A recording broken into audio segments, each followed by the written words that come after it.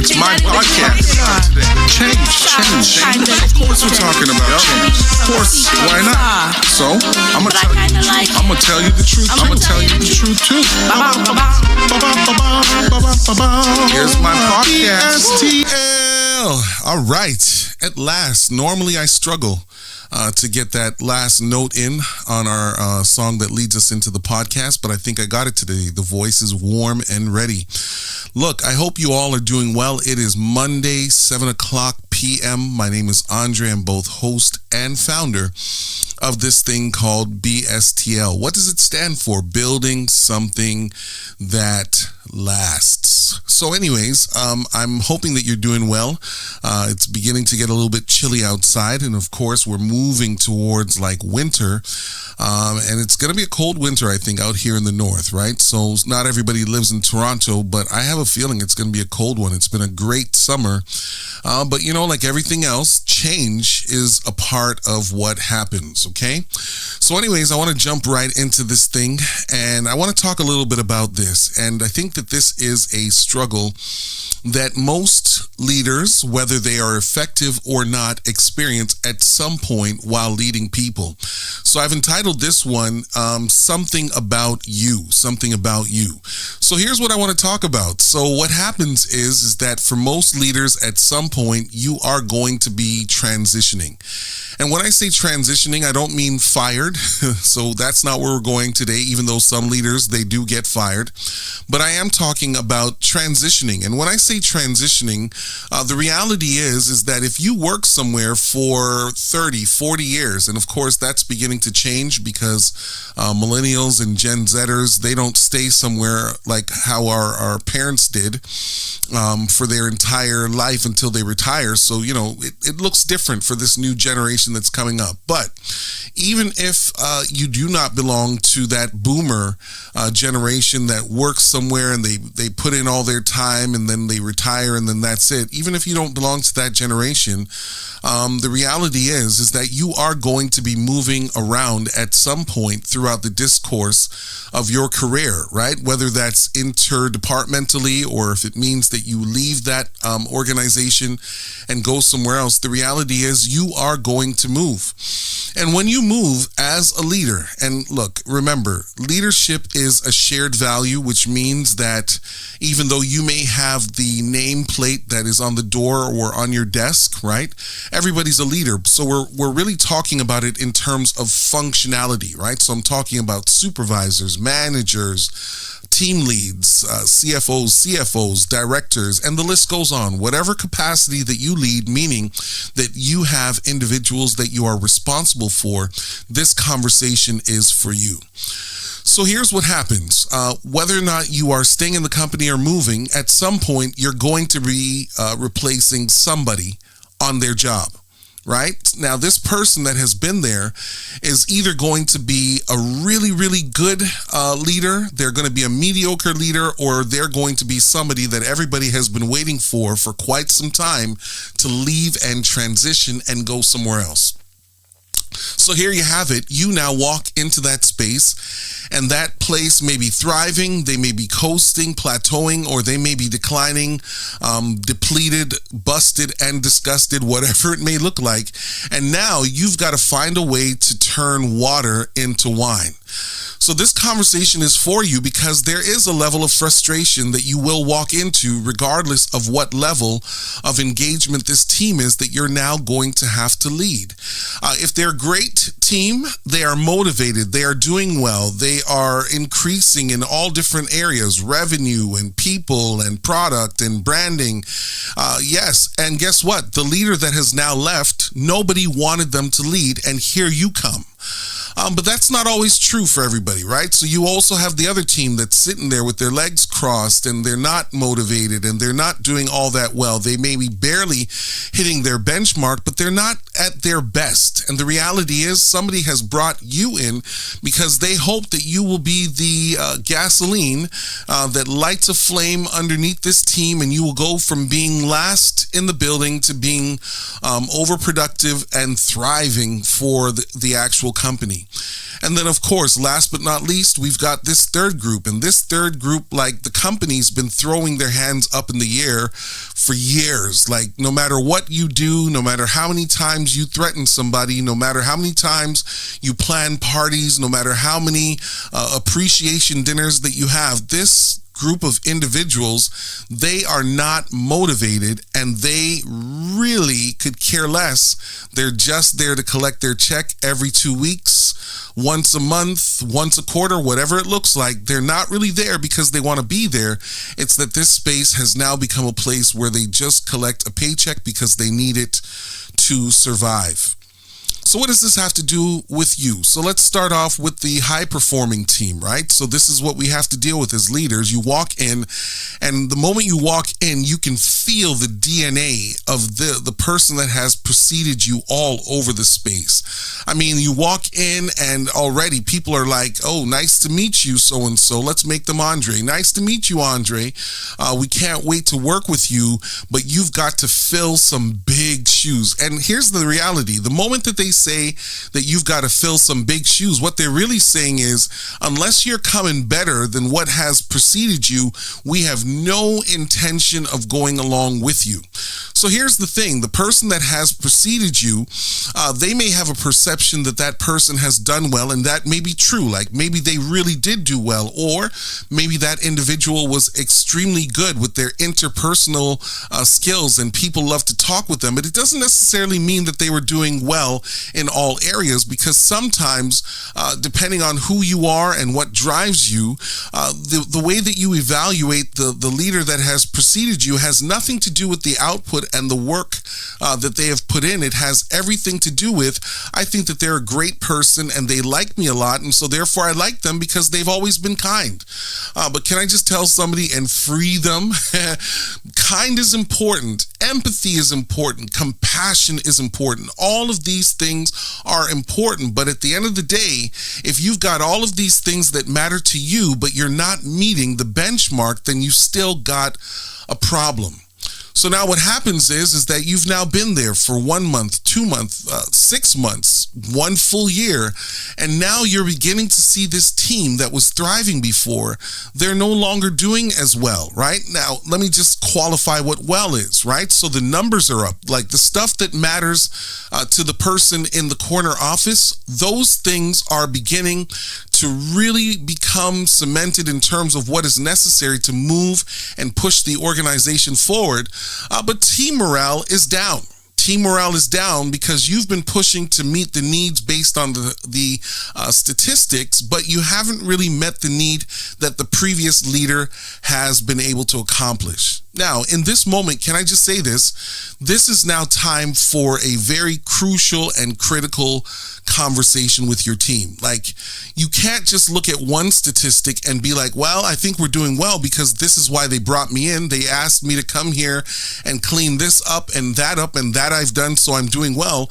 All things matter in different seasons based on what it is that you will have to do to lead. So you've got to have this critical conversation, right? And I don't know who I'm speaking to this evening, but the reality is you've got to go and you've got to speak to the team collectively, and you've also got to speak to each individual on your team. And I don't know how large your team is, right? So if it's a team of 10 to 15 or more, maybe you guys all go into the breakout room, the coffee room, and you order some pizzas over lunch and you begin to sit down and talk, or maybe you just need to do an anonymous survey. But you've got to figure out, how am I going to get to know what's happening? Because while we may be scoring well, the morale of our department is also important.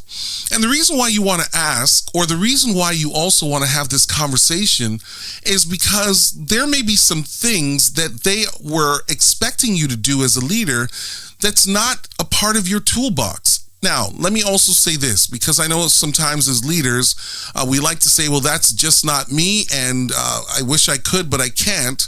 But the reality is sometimes you've got to become all things to all people in order that you're going to be able to get what really matters done.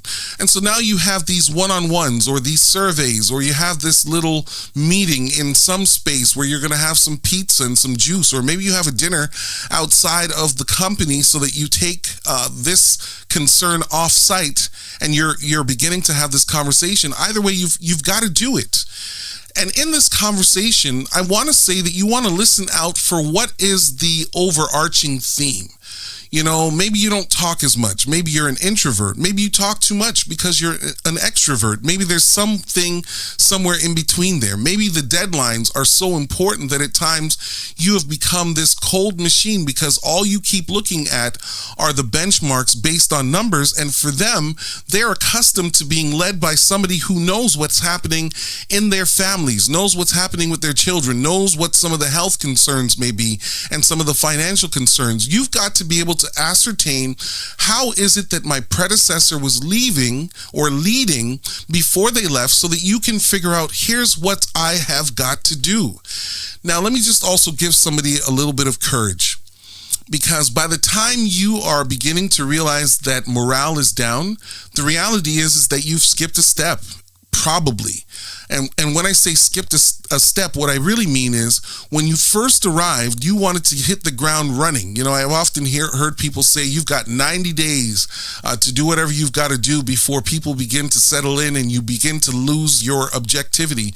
And that might be true, but the reality is that before you get your boots hit the ground running, and before you begin to implement and create some of the change, there is a little bit of hand holding and nurturing and some of the other stuff that you've got to be able to do. And when I say hand holding, I mean that tongue and cheek, but really what I'm saying is you've got to kind of get a sense of who am I working with before I actually start.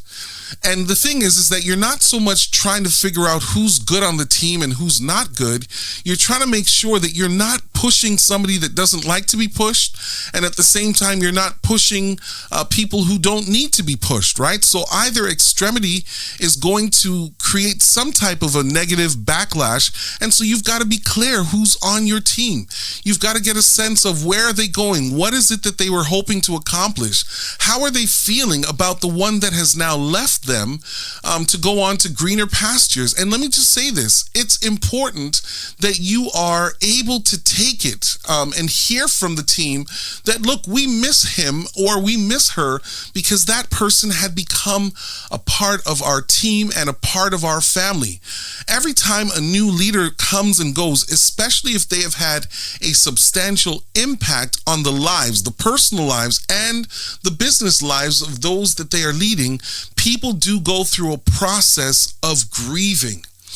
And I know this for a fact. I mean, I remember years ago when I was working somewhere, like we had an awesome team and people were doing really well, but it was time for me to transition into something else. And, you know, the thing is that I'm not necessarily one who is completely attached in the same kind of way as maybe other leaders. Like while I'm there, I'm all in, and then when I transition, I usually try to keep moving because I don't want to continue to still have the same level of connection, because I feel like it almost robs the person that may come behind me when perhaps the space that I've been leading in is still connected with me while trying to connect with somebody that will be leading them in a much more intimate type of way.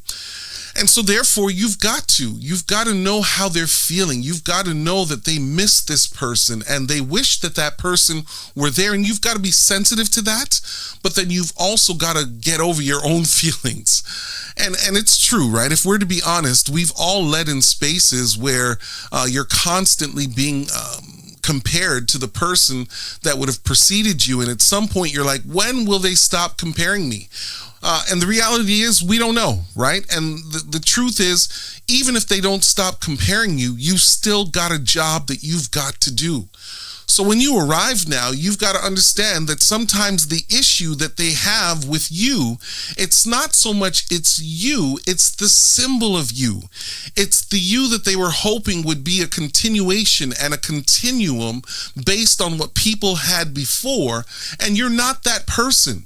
And so part of the reason why we have this little powwow, and some people like to call it the kumbaya effect, sometimes we have to do that because you may not have been clear when you first arrived on who you're going to be as a leader, right? You may not be the person that is going to go out to the club, the bar, lunch all the time with the team, because that's not you. Maybe you don't even have the money to go out and you don't want to do that. Or maybe, depending on where you are within your own current context, you don't have the time to work with people from 8 to 4:30 and 9 to 5 and then still spend another 4 hours in the evening. So you've got to tell them so that they understand, look, please don't expect me to deliver on some of these pieces because that's not me. And number two, I'm not able to do so. But the other challenges too is that sometimes as team leads, as leaders, when we go into a space, because we desire, and especially if we've heard that the person that has preceded us has done so well that they hit home runs in all areas, you hit the floor trying to really duplicate what they were doing. And can I just tell you, you can't. You can never be the same type of leader as the person who has preceded you. And here's the reality. If you do become like them, then the nuance that you now bring into this new working space, you will have lost it because you're no longer leading like yourself. You're beginning to lead like them. So therefore, this conversation where you are now having a transparent thing and you're letting them know that, look, I can see that morale is down. Please let me know what it is that I can do to help. And make sure you got your phone out, a piece of paper, a pad, whatever, because you really want to jot down some of these things so that they know that that you are hearing them. And then you've got to commit to making some of the adjustments in some of the areas that you can do something about. And or you can ask them, look, I may not be able to do all these things, but is there somebody that is on our team that is willing to hold me accountable while working with me to develop and or maintain some of the things that used to be common for why it is that we had a strong team that was thriving and doing well. So that's the team that's on the up and up. But we also have the flatline team. They're not motivated. They're not happy. You can see that they're lethargic. They may be beginning to do some of what is required in order to meet the benchmarks and the numbers for whatever it is that the organization has as an expectation. Again, they may not be working for you because guess what? Generally, whenever a team is flatlining, you're inheriting a team or an organization or a group of people who have been disgruntled for quite some time. And so even though you may be new and they don't know who you are, they may have heard what you're going to bring to the table and they may have a sense of who you are based on what everybody else has to say. The reality is you are another name, another suit or another dress, but you represent the same symbolism that they were not happy with before. Say it another way, Andre. Really what I'm saying to you is, even if you are an authentic leader, you have to know this, that you are going to have to take some of your hits as people begin to know who you are. And as they begin to know who you are, some of them will get on board fairly quickly and others will take a long time, because it's not necessarily that there's something about you that they don't like.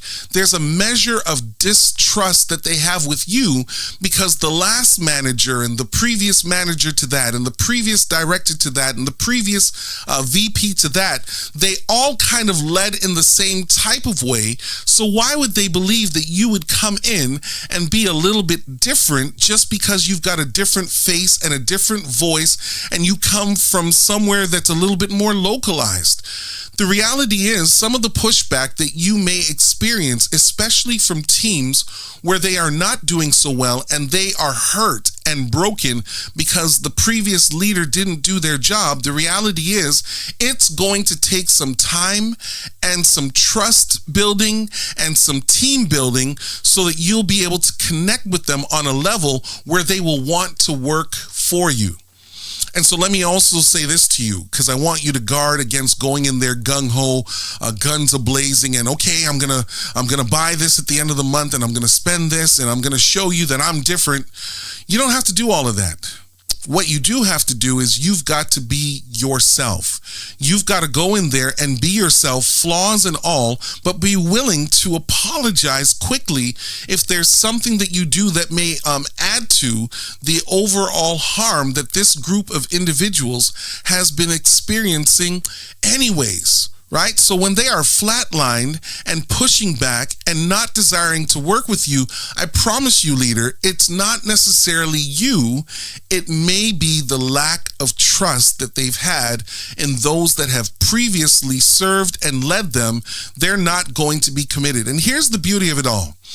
If you're willing to stay the course, knowing that there are some individuals who will never like you and or may come to love you, even if they don't necessarily become super close to you, here's what happens after a while.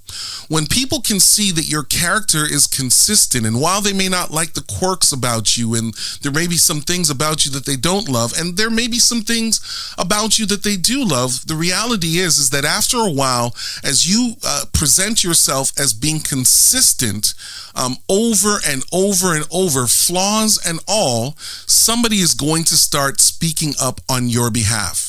Now, this ought to encourage you, because sometimes as leaders, when things begin to happen and you already have a team that is flatlining and they're not motivated, a lot of times you may begin to take things personal, because you're like, well, what am I supposed to do? This person does not seem to be okay with how I'm leading. They don't like me. They don't invite me out for lunch or dinner after. And the reality is that's okay. Because here's the other thing that I've also discovered. Whenever a leader gets to wherever they are leading in, the truth is there's no guarantee that by the time you have led there, whether for a year or 10 years or for the next 20 years, there is no guarantee that you will be embraced while you are there. Because to some degree, the change that the organization is trying to bring may not necessarily mean that you will be embraced as a leader, but it doesn't mean that you're not bringing a level of professionalism to what it is that you're doing. And it also doesn't mean that the team is not stronger just because you may not have been embraced.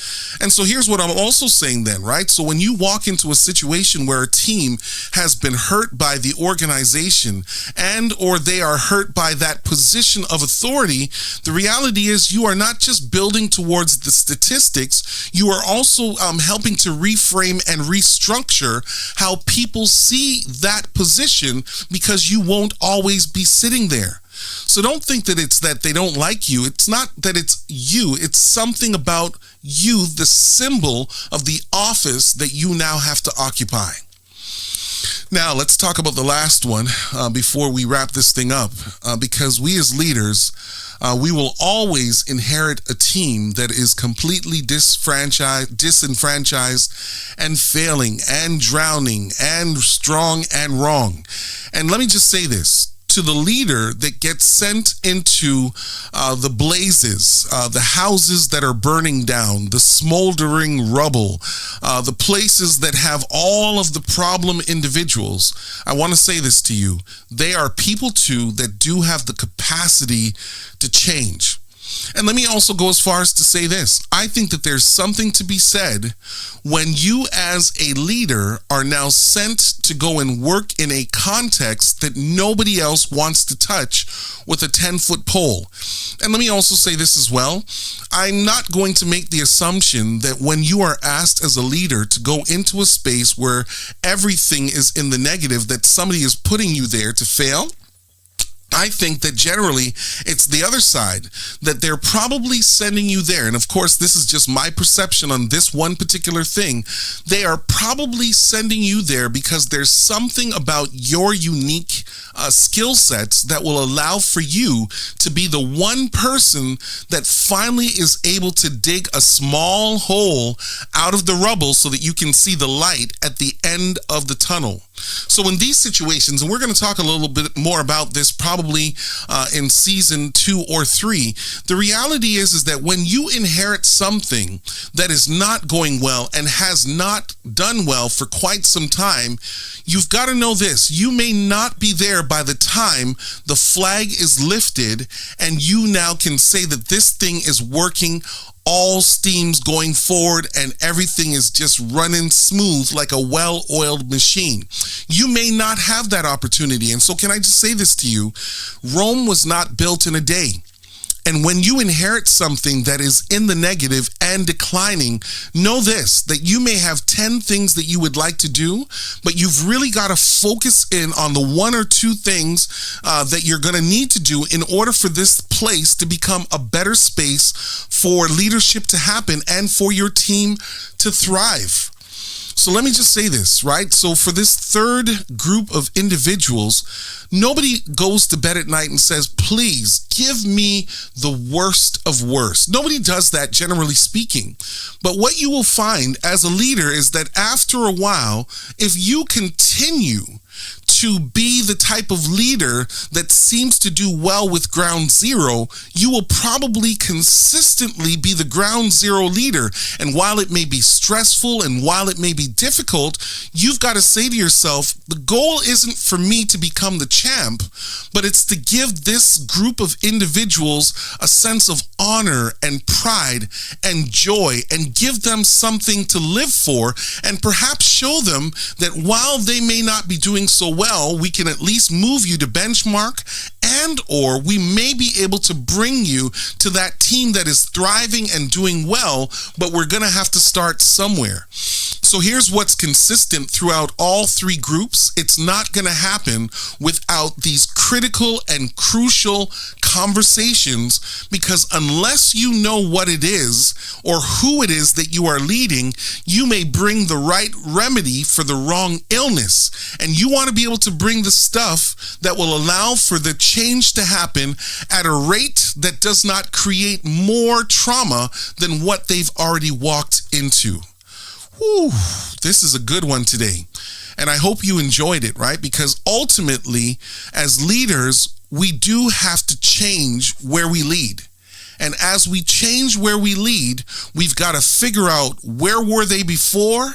Where are they now? And where do we want to take them? But we want to do it at a pace where we help them to become victorious, and we don't add more trauma and drama to what happens. So don't take it personal. It's not you that they don't like. It's you, the position that you now hold, because you represent the change. And whether or not they get on board or not, every single day when they come in, it's gonna be you that's leading. So you have to have that conversation, or you may never find out how to turn the boat around and switch it in a direction where all three levels will grow and thrive and do well. Hey, if you want to have a conversation with me, bstlinc21@gmail.com. And by the way, if you haven't done so, don't forget to subscribe and share and like, especially if you're on Apple Music. You can leave some information there so I can get some reviews, so I can know exactly how to have these conversations so that they can be a benefit and a blessing to you. Take care. My name is Andre. I'm both host and founder of BSTL. And by the way, did I tell you we're in Nigeria now? I can't wait to see where we're going to be going next month. But I'm enjoying the ride. Take care until we see each other next week, Monday. All right, everybody, it's time for the recap. As leaders, it's important to keep these key thoughts in mind when transitioning as a leader and replacing your predecessor. Number one, leadership is a shared value. Have a crucial conversation with your predecessor to ensure that you know your team. Number two, be true to yourself. Be the authentic leader that represents your character, your consistency, and highlights your leadership skill sets. Number three, prior to making any decision with your team, connect to better understand your team's morale. Assess where they are and discuss where you want to take them. And last but not least, do not take your team's transitioning and process adjustments towards you personal. It's not your character that is under scrutiny, but the change you represent in the position you now hold. See you guys next week.